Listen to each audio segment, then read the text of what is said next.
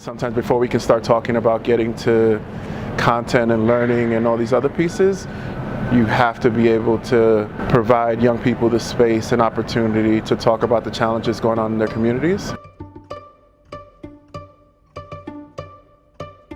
I think following on the heels of our experience last year in Ferguson and in St. Louis, and the response we received from the conference attendees then, we knew that we needed to continue to ensure that the experiences that folks had, or at least that there was a space for a number of the folks that directly know and believe that their work ties into activism as educators. It's beyond just the work that we do in the classroom in terms of content and sharing that and developing, but also the spirit around young people and activating within their communities. So a lot of the injustices that existed during the civil rights movement sadly still exist now today in a lot of the communities that we serve. So we didn't want to sweep that under the rug and say that's not our focus. It's totally our focus. Education in general has been institutionalized, and through that process has become toxic and dysfunctional for a lot of kids. And so I think going back to what we originally saw as the most effective source of education, and the fact that it was outside of the classroom, is essential. I'm Alex Bates-Lamparella, and I'm from the San Diego Met. It's my first Big Bang, so it's been a little bit overwhelming. There's so many things to choose from, but what's been the most interesting is connecting with educators and students basically from around the world and seeing their transition from a dysfunctional education system into one that supports them rather than breaks them down, basically. One of the biggest myths about education is that it prepares kids for the real world, and that totally dismisses the fact that they are part of the real world right now. So why the hell would we fly to Atlanta and stay up in this beautiful hotel for 3 days when you have a wealth of knowledge and history right outside these doors, in a 5-10 minute bus ride, and just be able to learn together, build community, and then take those practices back to our communities and to our young people.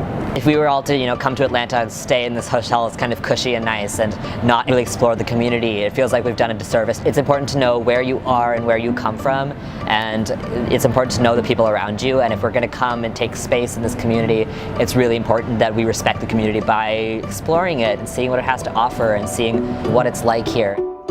Leaving to Learn to me at Big Bang has been leaving the classroom to experience education on levels that just can't be expressed in the classroom. Yesterday, my Leaving to Learn was going to Atlanta's West End to learn about gentrification in Atlanta and the history of that and what caused the gentrification and where it's going and possible solutions. So we did a 4.5-hour walking tour in the hot Georgia sun. We learned a lot about the history of Atlanta and the neighborhoods we were walking through, learning about how communities have changed and evolved over the years. Our Leaving to Learn session today was the King Center, which encompasses Ebenezer Baptist Church, which was the home church for Dr. Martin Luther King.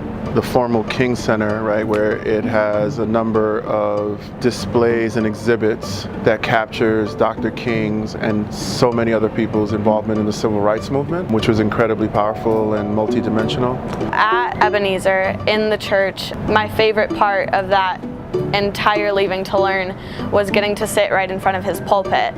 That was really moving for me. With the sermon playing in the background, you could close your eyes or look out a stained glass window and feel like he was right in front of you, and that there were so many people around you that were desperate for hope, for a passion, and then there was this energy at the pulpit that was pushing them on. So sitting there was extremely gratifying and empowering, if nothing else. So it was really powerful, and I'd say for the 80 folks across our 4 advisories that went, I'd say for almost everyone it was their first time there, and it was quite moving. It was really a powerful experience.